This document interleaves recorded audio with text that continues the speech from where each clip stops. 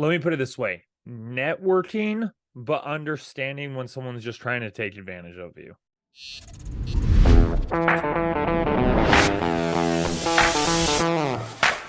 So based on the Instagram, you are a creative director and your background is clearly in filmmaking, specifically fitness reels. Tell us a little bit about yourself. What do you do and how did you get there? Yeah, totally. So right now, my business, I run a business called Threefold Projects. We have a team of 5 right now, from editors to client success managers, and then me, the sales guy slash shooter. But right now, our main niche is fitness, and we're actually doubling down on it. The goal by the end of 2023 is to be the fitness company. Like if a fitness influencer or online coach wants to create some amazing content for their page, we want to be the lead person. We want people to be like, I want to work with Threefold. That's our main goal. Mhm.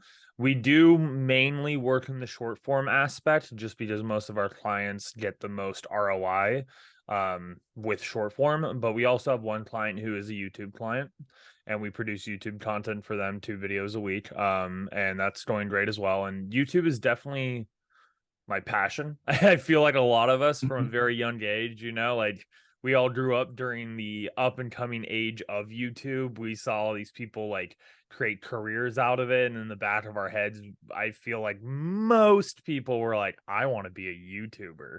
And I was definitely like that too. Yeah. That's why I got into filmmaking in a sense, was because of YouTube.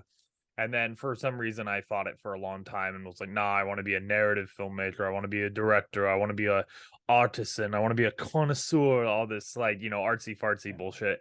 Um, but I recently, in a sense, fell back in love with YouTube just because we both went to a university called Bible University, and that was kind of like my last step of education in a sense, except for the business mentorships that I've invested in. But after college, we kind of graduated during a very, very weird time with COVID and everything. Hmm. There wasn't a lot Hmm. of narrative film work. So I ended up working for a company that was a camera accessory company, kind of doing like client success, like sales, customer support. I never had an exact title. I was kind of just doing everything. It was a starter up. And it was a fun time, and my main hope with that company was eventually becoming their creative director, but I just realized I wasn't being valued, and I was like, well, I realized I wasn't being valued when they offered me a salary of 40,000 a year, and I did the math. I'm Hmm. like, that's 21 bucks an hour. Like Hmm. that is not good, and I'd be locked in, where before I was kind of freelance, like I did the work remote so I could like still work on set and like really in a Yeah. sense be a freelancer while still kind of having a job that was always paying me.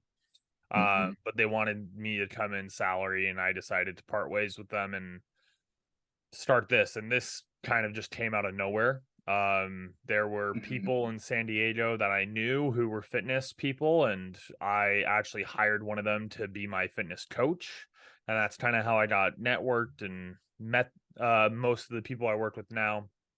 And through my fitness coach, I started doing like just little free videos for him. Like no big deal, He's like, "Hey, can you like help me shoot this video? I know you have a nice camera, et cetera, et cetera." I was like, "Yeah, sure, no problem." That quickly scaled. Like in 6 Hmm. months, I had people like, "Hey, how much for like videos, photos, and all this?" And I was like, "Oh shoot, there's like money here." And then there was a guy already in San Diego that was kind of the San Diego videographer for fitness, and he Hmm. had been doing it for about like a year, 2 years, and I think he just got bored of it. He actually moved up to LA to like pursue like model photography and like OnlyFans and stuff like that. Hmm. And when he left, all these creators and business owners were kind of left high and dry. And it was like perfect timing. My lease was ending up, and Hmm. I basically like prayed to God, and I was like, "Hey, like the way I've lived my whole life is I just shoot him a prayer. I'm like, wherever you want me to go, like open the doors, or wherever you don't want me to go, close the doors." And Hollywood kind of really got toxic for me within like the month after that. And I was like, all the signs are saying go. So packed everything up, moved here in January of 2022, and 2022 is a blur. Like I lived in San Diego. It's really funny when people picture California, I feel like they picture what do they picture? They picture palm trees. They picture Mm. beautiful beaches, beautiful sunsets, beautiful people, amazing food, amazing experiences, and they think the name LA. And what I Hmm. find really funny about that is it's not the case at all. Like you go to the Yeah. Walk of Fame and there's like heroin needles on the ground and everything. Yeah. And, like I'm not dogging LA. I love LA. I love going up to LA. What I found is LA is a city for me where I like to go and visit and hang out with friends that I have out there. I don't want to live there. I just don't. Living there is not as fun. But San Diego's great. Like I absolutely love where I live. Like it's just Mhm. so much more peaceful in a sense. Like not Mm. suburban, like, because I'm literally right next to I live next to one of the nicest malls in San Diego, so it's like very busy and loud, but Mm. it feels more homey in a sense than LA ever did for me. But yeah, I've been just basically vibing, shooting fitness content nonstop. Yeah, our company did 140K last year, which is Mm. great. Wow. I'm very happy with that. Been able to invest a lot back into the company, which we're aiming for about 300K in 2023. And I think it's honestly really doable. It depends on a few Yeah. things. Like the first few months haven't been the busiest, but that's also because I went myself personally went through a small burnout period and I kind of stopped trying to scale because I was like, I need a fucking breather and I need to Hmm. refine myself after working so hard for a year straight. So There's a lot to unpack here, but yeah. tell us a little bit about tell us a little bit about Threefold. What's the story with that? Yeah, so Threefold actually started out once again kind of like a god thing. I don't really talk about my faith too much, which is kind Hmm. of funny, but like I know I'm a pretty devoted Christian. I curse, which I need to do better, but you know, it's one of my flaws. But our actual logo is three triangles that kind of like Hmm. connect as like a flower. It's a pretty cool integral design. I had a friend of mine who's a graphic designer design it for me, but one of the triangles is gold, one of the triangles is silver, and one of the triangles is white for Father, Son, Holy Spirit. And I had a Hmm. company before that that literally like no thought put into it. I just called it N Janzen Productions. I did like Hmm. weddings and stuff. I was kind of just I was just kind of a do whatever. I did videos for like local schools, like teachers were like trying to do their own type of like online courses for the schools. I would shoot weddings. I would shoot like recap events at like intermediate schools, just weird stuff all over the board. Just had a camera Yeah. and people knew I did that stuff, so I did it. But I was kind of trying to just envision like a better company, and funny enough, one of my first trips to Biola to consider going to that school, Mm. the way after leaving the school, I basically had a dream where I don't know, whatever you want to call it. I dreamed it, got a vision, whatever. I saw the logo, I ran with it because once again, like I'm not an idiot. Wow. I won't be like, "Yo God, like tell me what to do," and then he tells me what to do and then I go, "Okay, I'm going to go do this other thing." Like, nah, if I asked and he like actually says, I'm like, "Cool, I'm going to go do that." And Wow. it hasn't led me wrong yet, so I'm gonna keep doing it. But yeah, that's kind of how the logo, in a sense, came about. The name is just kind of I originally wanted to go something like Trinity, because like I said, I just dreamed up the logo. I didn't dream up a name. And I was Yeah. like, Trinity, like Trinity Pictures, like Trinity like it was everywhere. Like everyone had a Yeah. company called Trinity, and I was like, okay, we're not doing that. And then I was just kind of like looking at synonyms for Trinity, and then I saw threefold, and I was like, oh, it's threefold. What's the definition of threefold? And it was like, oh, it's a Bible term, and Mm. it's typically used when referring to the Holy Trinity of the Father, Son, Yeah. Holy Spirit, because they're a threefold, like, being. And I was like, oh, perfect. There we go.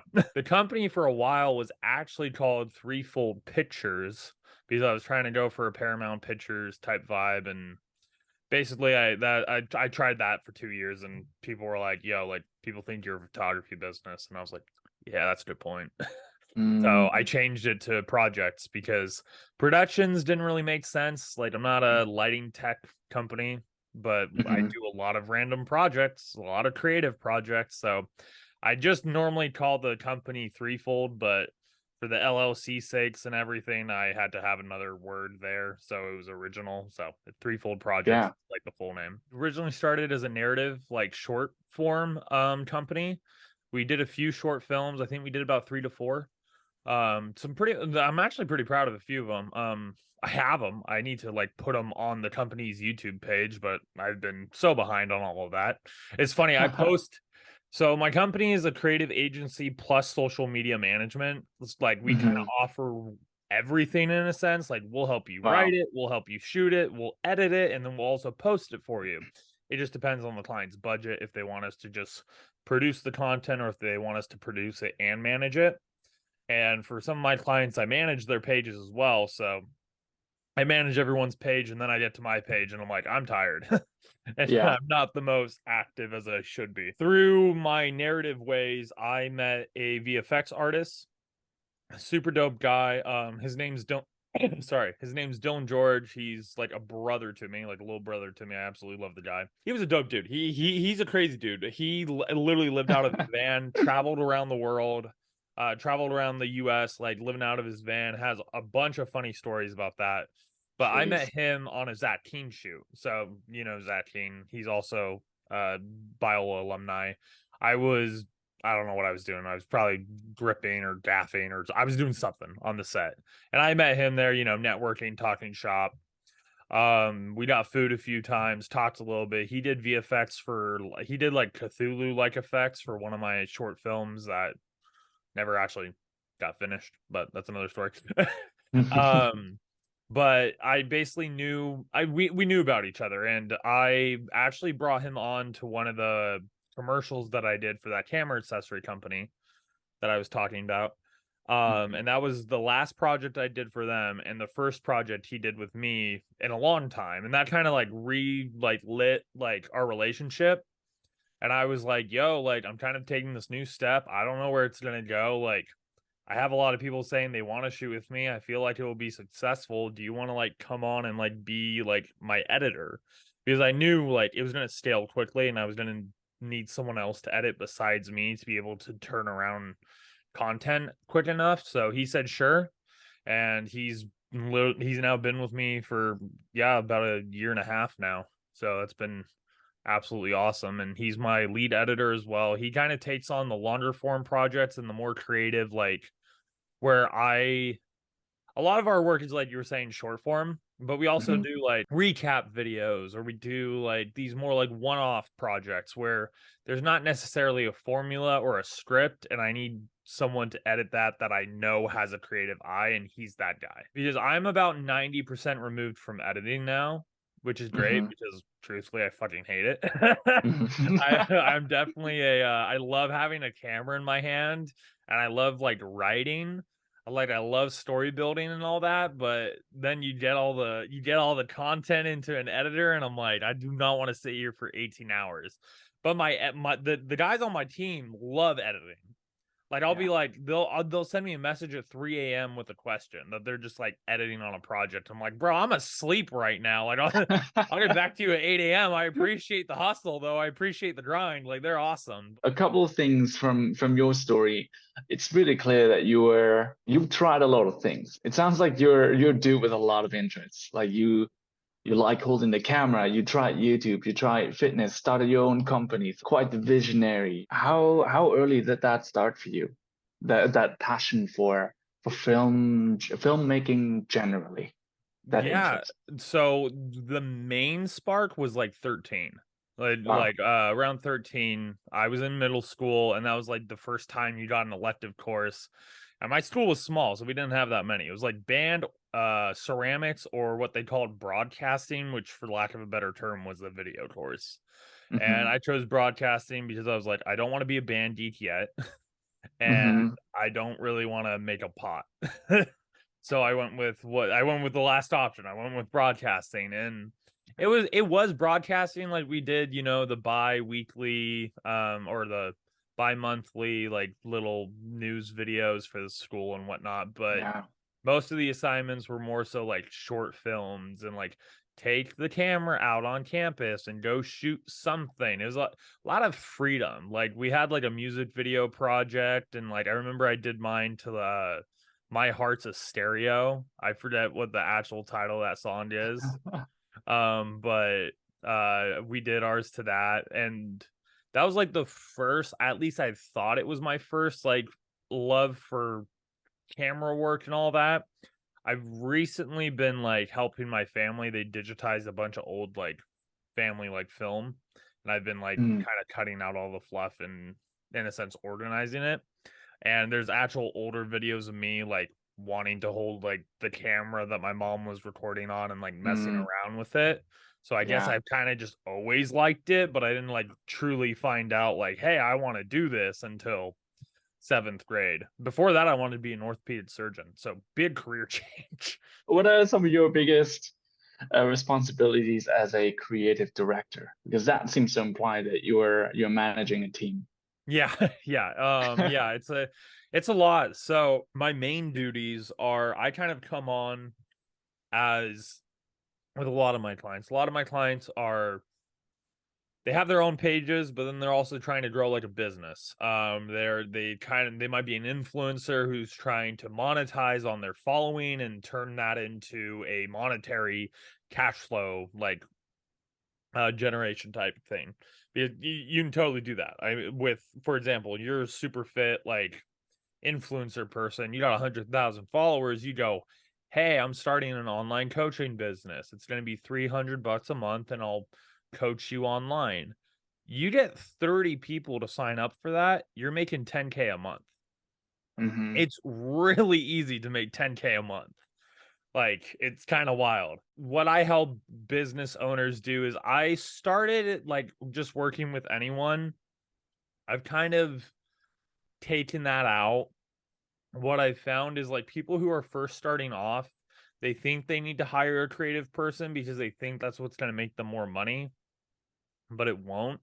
Because if you don't have the system to create money and you don't have a good sales script and you don't have a good course, then you're not going to make money. And then you're just spending money on someone like me, and it's just not worth your financial like anything.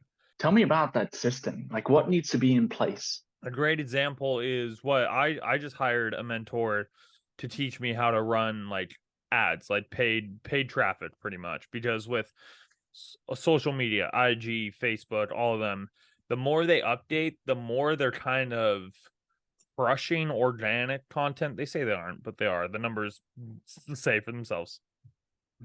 They crush organic content, and the only way to really get seen is to be doing paid content.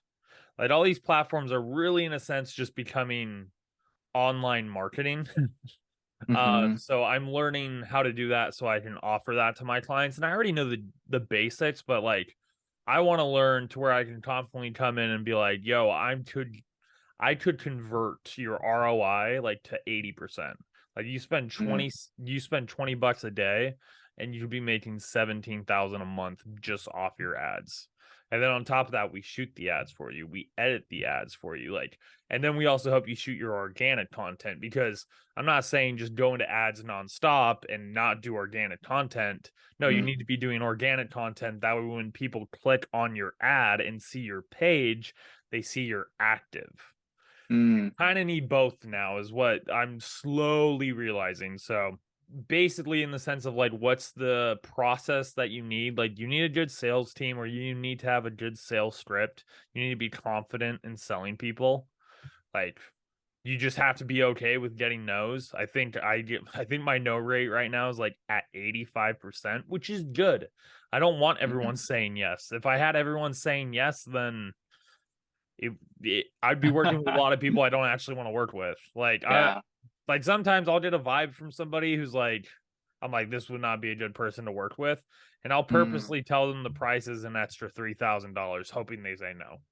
yeah. Because at the end of the day, you want someone who's a good fit. Like money is definitely important. Money makes the world go round, but as long as I have enough money to pay my team and I can live comfortably, like I'm not worried about it. Like I have the rest of my Yeah. life to become a millionaire. Like I'm not that stressed. But you definitely want a good sales team. You want a good organic lead generation system to where when you're like reaching out to people, they know who you are.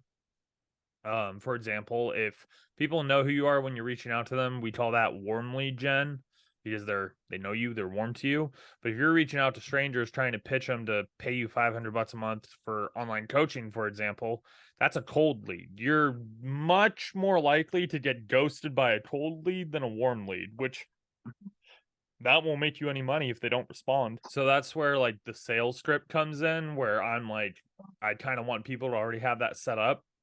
And that's business 101. When people are like hardcore serious about starting a business, they learn that, I'd say, easily within the first year. So like my target audience is like business owners who are making anywhere from 20 to 40K a month and basically want to take the burden of content creation off their plate. Because I will literally come in, I will learn everything about you. I will, in a sense, be able to copy you. And then I continue to help you create content that is you, that is original to you. For one of my top paying clients, they pay me a lot. They literally barely do anything on their page. I am posting on their story for them. I am posting their posts for them. I am responding to comments for them. They have their own team for like DMs and inquiries for sales. They have their own sales team. They have multiple setters and multiple sales reps and all that. So I don't deal with that. I am not a sales agency. I'm a creative agency. Yeah. But we basically help them create content that helps them go viral in a sense and just get more leads. Like, for example, we had one reel go viral in like November. I think it hit like 1.2 million views. And we saw that roll over this last month in January. That client made $196,000 in a month, which is wild. That's because what happened is 1.2 million people saw that reel and became warm leads. Because that's another thing. Like people think like, oh, I'm gonna create a business, I'm gonna get on a sales call. Like, no, like some people, I just started working with a client this last month, and she was like a 3, 4, 5, 6 month process client. Like we messaged a little bit back and forth on social media, talking about stuff and potentially working together. And like she kind of disappeared for a little bit, and I was like, okay, we're not gonna work together. But that's the thing, like just keep every door open. You'd be surprised who suddenly will come out of nowhere and be like, yeah, I'm down to pay you a few 4 figures a month to shoot my content. It's like, great, cool, let's do it. So Nick, how do you go about creating a viral video? So right now there is no such thing as a viral video. Social media goes through like 3 to 4 months of like change is what I call it, where like something like a certain type of format's doing really, really well, and then IG just goes, for lack of a better word, fuck you. And just changes the system.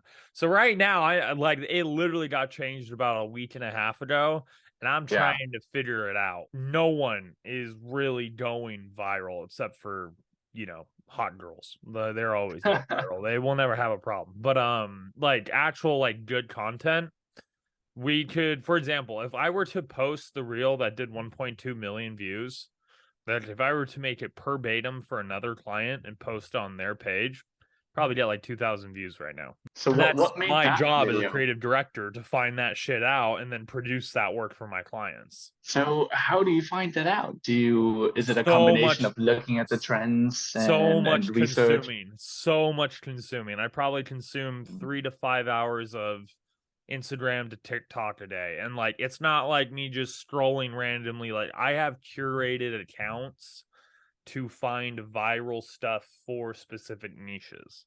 And those accounts are only curated to those niches. So I go on to those accounts, and I'm not on social media during that time for fun. I'm not there to go see a funny dog in a hat or see a cool cooking recipe I want to try later. I am there to find content that I can then either emulate or replicate for my clients that I see is doing well. And the rule of thumb is TikTok is about 2 weeks ahead of Instagram. So if something's doing well on TikTok, that gives me about 2 weeks to implement it into a client strategy and then post it on Instagram. So, but even TikTok right now is going through a weird change. Like all the social medias, the only thing that's really performing well right now is YouTube Shorts. Like YouTube Shorts is Mhm. popping off. Like good for them. And this is the first time like ever in like content creation where you don't have to create specific content for each platform. You create Mhm. one reel, post it on YouTube Shorts, TikTok, and Instagram, and go freaking viral. Even Facebook Reels you could post it on and like go viral on multiple like, and it's just one piece of same content. Like it's wild, and it's nice too, honestly, because it allows for more virality. And that's kind of where I also come in my offer. Like we manage your account, so we post it on multiple accounts. I can't tell you how much, in a sense, time you're saving when someone else is posting on all 4 accounts for you. You know, Mhm. copy and pasting the description, hitting post, doing the SEO, doing the hashtagging, da, da, da. Like it take like I probably spend about 2.5 hours a day actually just posting to my clients' pages. So Mhm. yeah, definitely it takes time, and like that's why people Yeah. pay me. Like as long as social media is as time consuming as it is, I will have a job. If they make it Mhm. automated, like let's say for one day YouTube, Facebook, TikTok, and everyone shakes hands and goes from one app you can upload to all of us, I'm fucked. I'm out of a job. That's fine though. Let's say you just graduated from film school. Yeah. You have basically a non-existent following, just a camera and a dream to make this your job. Where does he start? Networking. Let me put it this way. Networking, but understanding when someone's just trying to take advantage of you. Especially in Hollywood, there's a lot of people who are like, "Hey, come work for me for exposure." If you're young, Mm, you're a freshman, sophomore, junior in college, do that because you don't know where that's going to go. Once you get into senior, graduate, 2 years graduate, it's not really worth it. Like yeah.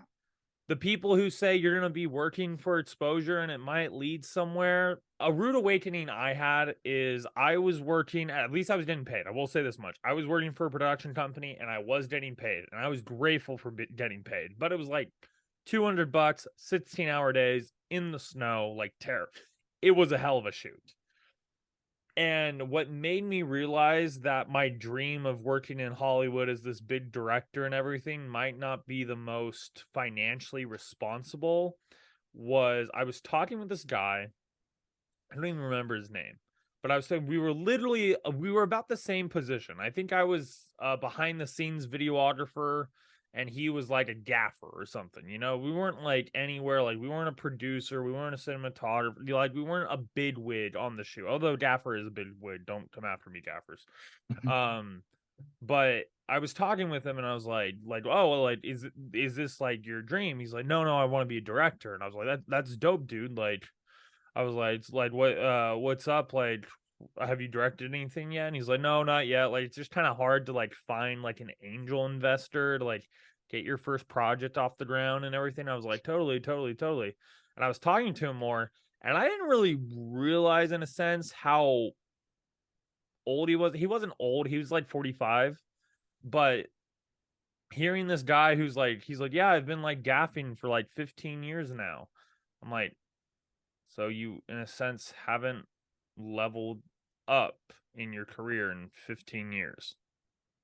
He's obviously charging more. He's, making good money. He has Mhm. a family, but he's talking about his dream. And I'm like, how has the dream not progressed in at least 15 years? How haven't you become like an assistant director? And maybe it was just the guy. Maybe he just said he wanted to do it and he didn't actually have like the drive behind it. I don't know.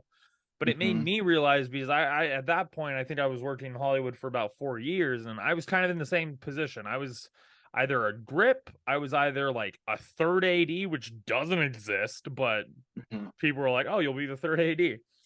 I was either like camera assistant, so not even second AC, like cam assistant, or I was like Mhm. a behind the scenes type person.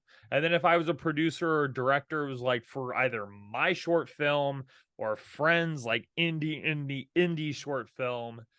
And Mhm. I just didn't. I was like, where are we gonna make money? Like at this time, I was Mhm. literally living in a cockroach infested apartment in LA.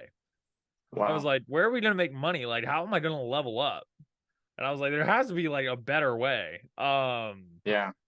So that was just kind of a scenario where I was like, shit, like the industry might not like Yeah. treat their people well. So I left, and that's why I left. But getting back to the Wow. question, network responsibly. So like for example, call yourself what you want to be. Like for example, you want to be a cinematographer, go get a camera, go buy a camera, go rent a camera. I don't fucking care. Get a camera. Doesn't really Mhm. matter. Cameras are so cheap now. Like you can get a pretty decent high quality one for like really good money. Like go on YouTube and look up like this 2012 camera shoots 4K 60 frames and it's like, "Oh cool, I can get that on eBay for $600." It's not the best, but it's something. And honestly, everyone nowadays is trying to emulate shitty quality anyways. I don't it cracks me up. I mean, I'm one of those people. I own a Fujifilm. Like it's and it cracks me up because people like I feel like part of it is, and I think it was actually your reel where I commented this, but Yeah. it's imperfect beauty. And people kind of Mhm. like the imperfectness of it. So I don't Mhm. think you need this super crystal clear, like Sony, like with a G Master lens or anything, unless you're trying to go for that niche. Like, unless you're trying to go for Mhm. those big corporate brands that like that. You want to, like, I want to be the next Apple commercial cinematographer. Okay, you need a camera like that. But most people like that vintage feel. They like that imperfectness that certain cameras give. So, and guess what? Those cameras are dirt cheap. You don't need a Sony. It's so funny because, for example, the Sony, I think it's the X100V or whatever. That camera was selling for like $600. And then a few fucking camera influencers did videos talking about how great it is. Yeah. And now it's selling used for 2,000. I'm like, Mhm. are you no, like here, 1 second. I'm actually gonna come be right back. I'll show you a much better budget version. Is a Fuji X-T3 with a Fujifilm 35 mil 1.4. I got the body, I think I got the body like 3 years ago, which is really funny because I just started using it this year. But I bought the body off my friend Hayden. And the body was like 900. You can get a used body now with a few batteries for like 700 on eBay. And I got mine used too. There's a bunch of bangs and scratches on this thing. The lens, I think I won in a bidding war on eBay for 300 bucks. I like that. Like, for example, if I'm going on a trip just for me, I'm bringing this camera over my $8,000 photography camera every day of the week. Yeah. And this is about after everything. If you're like good with your eBay sniping and getting good deals and everything, you can probably get this whole rig for 700 bucks. And it's an XT3. They just came out with the XT5. You don't need the 40 megapixel, like, just you don't need a great camera. I will say I disagree with the people that are like, use your iPhone. I'm sorry, iPhones, no, not the move. I disagree. Maybe I just haven't tried hard enough, but like you can go get a good camera for pretty dirt cheap. Go get a good camera, take photos, and Mhm. like network. A great thing you can do in the sense of networking is find influential people, like influencers that you know. I don't know what it is, but influencers like to take advantage of people. I don't know what it is. Maybe it's the entitlement. Maybe it's just kind of the vibe. Like they got taken advantage of. Now they're successful. So they're like, the world owes Ah, me. I don't how understand do it. they do that? I have so many Generally. stories. I have so many like personal stories. Let me I'm gonna replace the names. So I was working for this one YouTuber. He was a tech YouTuber, like literally like I like 600, 800K like subscribers. Big deal. Like had plugins with BNH, had plugins with all these people. Really dope dude, but he was definitely like, you're benefiting from working with me. And truthfully, I did. I was even in one of his like YouTube videos, which was cool. Like I had like friends like, "Yo, what the heck? You were in this? What?" And like that was cool. I should have asked for financial compensation after that or stop working altogether. I ended up working with the guy on and off again for another year and a half, and honestly, just let him use and abuse me. And in the end, like, I ended the relationship because I was mad at him. But Mm, also, I just didn't stand my ground. Like, this is the key thing I will say. Network, don't let people take advantage of you, and understand that there is so much fucking opportunity out there. Like, for example, my business could go under. Let's say, I don't know, let's say I do something so terribly wrong, all my clients like turn their backs on me. I could literally move to a new city. Nobody knows you there. You say you're a videographer, you have all this experience on your page, and you just go. I'm not saying it's an excuse to do fucked up shit. Don't do fucked up shit. But like, there's just so much opportunity out there. It's wild, and you don't even need to be in San Diego. Like, I have a friend. I have this like little thing that I call like beta mentorship. I have mhm, friends who either doing similar things as me or trying to do what I'm doing, where we have a Zoom call every Wednesday night at 6 p.m. and we just it's right now just four of us, four creative people just talking it out, being like, hey, I learned this tip, I learned this tip, and we just kind of share information. Also, not gatekeeping. I'll give Gun the link, and if anyone whoever sees this wants to pull through can feel free. Gun, you yourself can pull mhm. through. Like, it's literally just a Zoom call every Wednesday. Nice. Night at 6 p.m. PST. But it's dope because we learn from each other and we network. And like, where I was going with that is one of the guys is in Pennsylvania. You wouldn't think there's business opportunities out in Pennsylvania. He's about to outdo me monthly because there's no one out in Pennsylvania doing videography work at his level. Mm, So he's literally like, this is a great tip. I learned this from him. You can go and talk to the city's chamber of commerce, and depending on the way the city has it ran, you can pay them $5,000 and then get invited to all these charity events, and the city will literally like find people for you to work with. And that's another thing. Networking. Don't think like it's kind of funny how this works. Don't go to college. I know I literally just talking about how we probably met at college, and like college brought me all these opportunities, but it's not a good ROI on your investment. Go find someone online who has an online community, who's like a business mentor, who can teach you how to do that stuff. Like, literally, there's so many people out there, and like their prices are like I think my most expensive mentor was $10,000, which is a lot. Don't get me wrong. wow. Yeah. But going to college for 2 years, I incurred $80,000 of debt. After I get it all paid off, it's probably going to be more like 100,000. I much rather pay the 10K. I learned so much. Most of the way I run my business, how I've developed my systems, how I've been able to, a sense, like control my team and like turn them into like mini editor versions of me. I learned through this guy's course and just like books and stuff, like $1 Million Fast Lane, Essentialism by Greg McCon, and there's so much cheap info out there. You don't need college anymore. And I went to college to please my parents, but that's a whole other thing. Mm, But anyone who's wanting to start out, network, like get put together into an online community, great one right here. It's like $300 for a year. It's called Creator Now. And it's a like YouTube mentorship community that was put together by do you know who Arac is? not from the name. Yeah, he's like a Mr. Beast type of like challenge type of dude. Really dope dude, Mhm, super inspiring story, and like truly hard ass worker. His mhm, producer started Creator Now, and his producer mm, also produces for Yes Theory. So it's basically like helping people create YouTube channels. And let's say, oh, I don't want to be a YouTuber. Yeah, neither do I. I don't want to be a YouTuber either. I got into that group because I'm getting connected with people who are on the up and coming, to where when they like, instead of them having to go and find their own editor and train them, hire my company. mhm, We already have the editors that are trained. Like, you won't have to do all the headache of like trying to go through all that shit. And like, it's a community of like 3,000 people. I've literally met people through it that are like, hey, I'm in Vegas. Oh, cool. I'm going to be in Vegas for this shoot. Let's like link up and hang out. And they got 117,000 followers.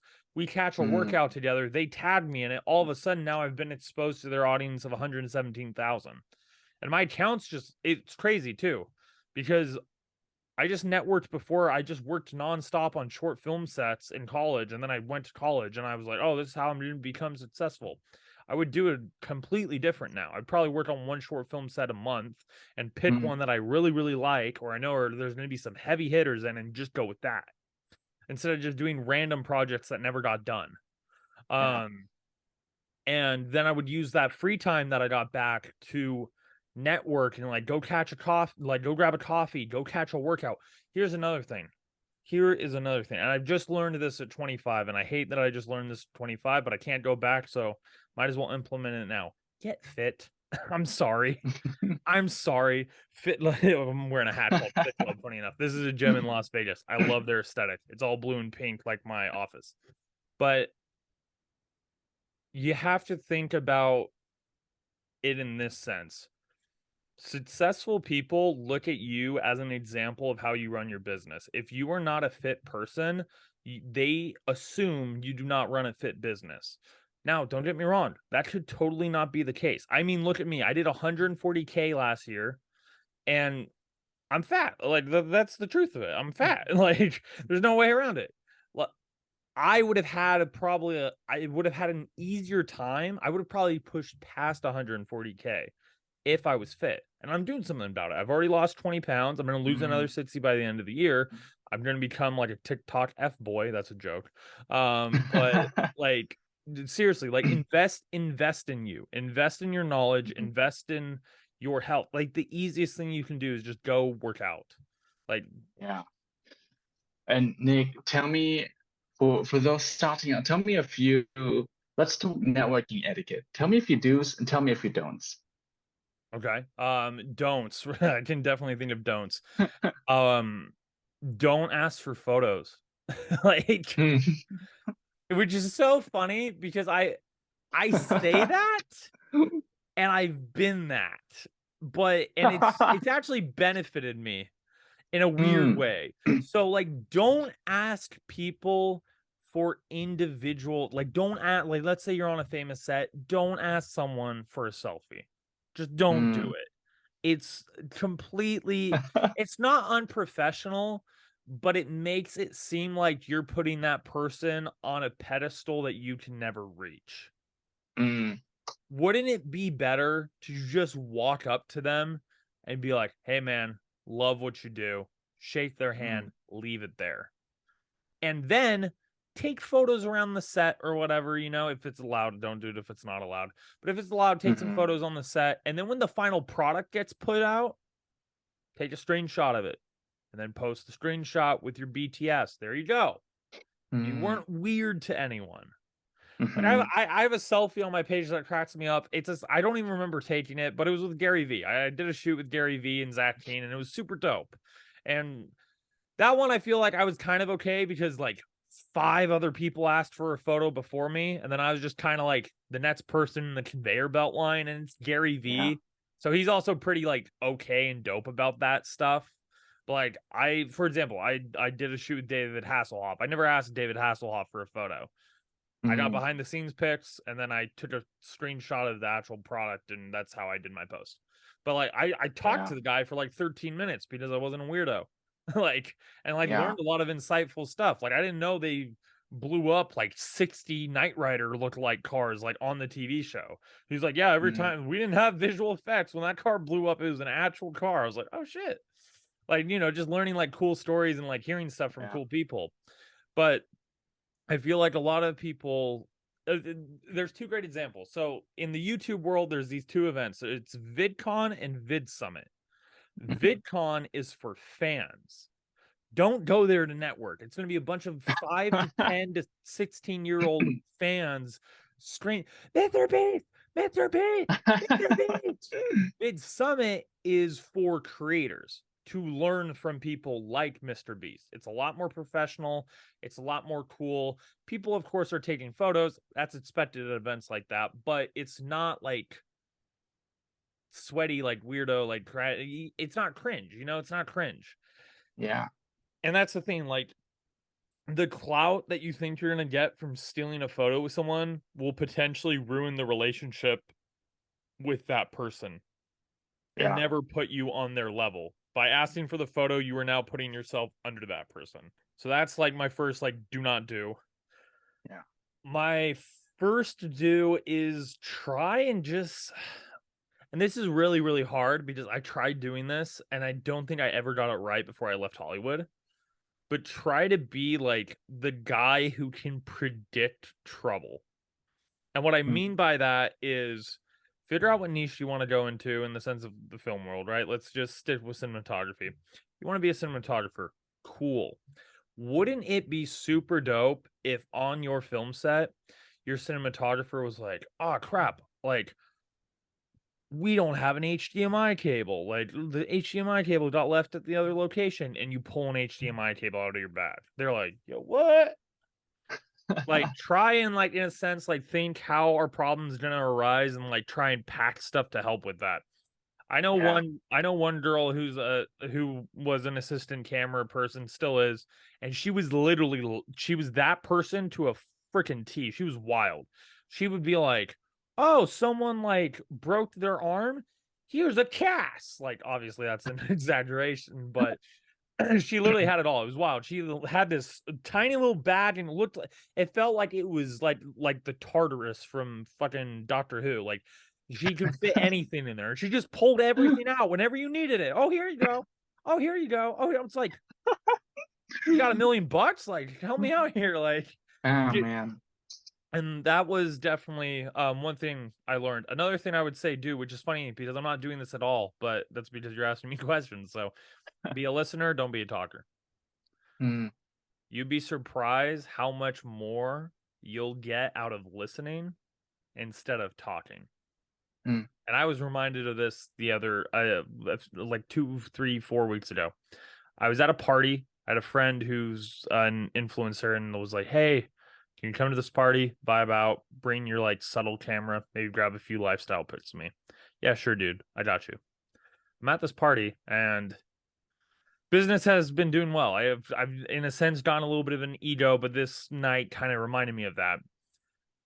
So many people were asking me questions, and I was talking a lot, like I am now. But like I said, questions are being asked, so I'm answering. Yeah, this is the time to do it. But I was talking a lot, and I wasn't really listening. And then I finished talking. I talked myself out, and then this other guy next to me, I don't even remember his name. He had like the same length conversation with everyone else that I did, but he spoke probably a tenth of the time. And Mm. the amount of knowledge and like just value I got from just being an overseer, like a listener to that, was so much more than I got when I was talking 24/7. Because look at it this way. When you're talking to someone, you are relaying information that you already know. So you are not growing. You're not growing. So unless we, get Elon Chip's Neuralink and linked up to the internet, and then it's just constant information nonstop, we gain information. We learn information from hearing other people talk. It's one of the best ways to learn. That's why that's why listen to a podcast and write notes as you do it, because that just helps you learn so much faster. Like that, it's a great way to learn. So if you're talking a tenth of the time, that's 90% new information that you might not know is coming at you. The most I learn, like when I learn a lot of information, it's when I shut the fuck up. I sit down and I listen. And you don't have to be weird about it. Like literally, you can still in a sense be a part of it just as the people talk. Like just go, yeah, totally. Like give them affirmation as they talk, so you're not just some weirdo staring at them. But like you'll get so much freaking value just from like listening. It's absolutely wild. Like it's so dope. Like I wish I did that more in Hollywood. When I was in Hollywood, I was very much trying to prove myself. I feel like as everyone does in Hollywood, where they're like, I'm gonna be the next Spielberg. It's like, okay, everyone thinks that. But like if I would have actually, and I was a good listener then, but I wasn't as good as I am now. If I would have just shut up and listened, I feel like I would have learned like a lot more. And then Wear All Black. Wear All Black. Read the call. Here's a good one. Read the call sheet before you go to a shoot. I understand that seems easy. I learned that the hard way. I did not look where we were going, and it said Mammoth Lakes. I'm like, all right, we're going to a lake. It was during the winter. It was snowed out. I did not bring Oh snow no. boots. I brought like Oh no. freaking Vans. It was a bad time. Wow. Yeah, I got like hypothermia on my feet. It was wild. But read the Yeah, call sheet. That's another that's great tip good. for people who want to be filmmakers. That's fantastic. Well, Nick, we're almost out of time. I No worries, dude. really quick, you got me so curious. This year, you're gonna almost double your revenue, and I need to know what makes you so confident. How are you gonna do it? I What's the have a great plan? team. I have a great team. Like, there's no excuse why we don't. If we don't, it says more about me than it does about my product. Like, I just have to get on calls with people and like be like, "What's up?" Mm, And here's the thing: I did 140K without being that active on social media. If my mm, social media strategy works for my own page, where we're posting every single day, getting in front of more faces, creating more warm lead gen, there's no excuse we don't. Plus, mm, I've fixed my profit margins before. Like, I would charge someone $500. Now, the same type of work, I'd probably charge 3,000. It's mhm, just knowing your worth and charging it. And since mm, I'm starting the year knowing my worth, like, easy money. mm. What about the team? What sort of qualities do you look for when you're looking for somebody to work with? This, which is really funny that I just said, it refers back to what I was just talking about. Listeners. I don't care if you're the best freaking editor on the planet. If you can't take direction and you can't listen, I don't want you. And Mm, most people who run teams don't want you. It is so hard to find people who actually listen. And here's the even more important part: implement. Like, mm, having someone, like, for example, let's say you're teaching someone how to edit, like how you do for your company, and you're like, hey, you made this mistake, this is why we don't do it, please make sure it doesn't happen again. yeah. 2 weeks later, it happens again. Hey man, we've talked about this, it's a pretty easy mistake. Can you just, when you're reviewing your own content, make sure it doesn't happen before you send it to me? Yeah man, totally. 3 weeks go by, happens again. All right bro, what the fuck's happening here? It's a simple mistake. Like, we're not making a Michael Bay level movie. Like, we're not doing something crazy here. We're creating social media content, which in itself is hard, but it's in a sense pretty easy to automate. Like, so that's the key thing. Like, I have a good team of listeners. I'll be honest, it's taken us a little bit to get there. They definitely had a lot of pushback. Like, no, I want to say why we should do it this way. And I'm like, well, which way makes us money? That way. Okay, then why the fuck are we not doing it that way? Like, it just makes sense to do it that way, right? You want to be paid? Yeah. Okay, cool. Do it that way. So, and also this year the big difference is I actually brought my girlfriend on as a client success manager. So for the longest time, I was wearing way too many hats in the business. I was shooting, Mm, I was editing, I was hopping on sales calls, and then I was reviewing what my editors did. yeah. Now she's doing that, and that's saving me Wow. about 2 to 4 to 6 hours a day, depending on That's how nice. much content we're cranking out. Because we do about, I'd say, 50 reels a week, and Jeez. then about How many clients? 4 long form videos a week. Dude, honestly, I don't know, right? I cannot say how many clients I'm working with off the top of Yeah. my head. On Wow. average, think about 7 right now. I'm Wow. probably missing a few though, truthfully. Do you have any last words? Yeah, actually, I have one good quote. Not even a quote. I'm directly stealing this from just every single entrepreneur, like wisdom coach out there. But like, literally, if you want something, just don't give up. Like, that's the secret to success. Like, I, for example, started having a camera in my hand when I was 13, and I was like, I want to create. That's what I want my job to be. I thought I was a film director. Wasn't really that. Who knows? Maybe I'll come back to that. I realized if you want to be a film director, you kind of have to have money beforehand or know people who have money, and I'm neither of those. So I'm trying to get money, and then maybe I'll come back to it. Who knows? Films are also just aren't the best investment for your money, so I might do something else. Just don't give up. Like, as long as you don't give up, then you don't lose. It's like stocks, it's like crypto. Like, oh, as long as I don't sell, I haven't lost any money yet. It's the once you sell that you kind of admit defeat. So just don't give up. Like, keep trying, keep showing up every day, fall in love with the grind instead of like the end.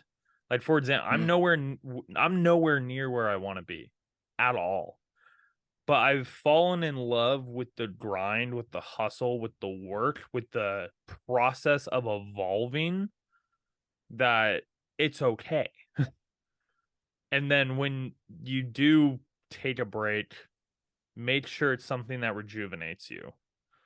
For example, if you're taking a break, and we all love our parents, but let's say you have one break day for a whole month. You're working so hard, and there are people out there like that. I'm like that, and I know a lot of other people like that.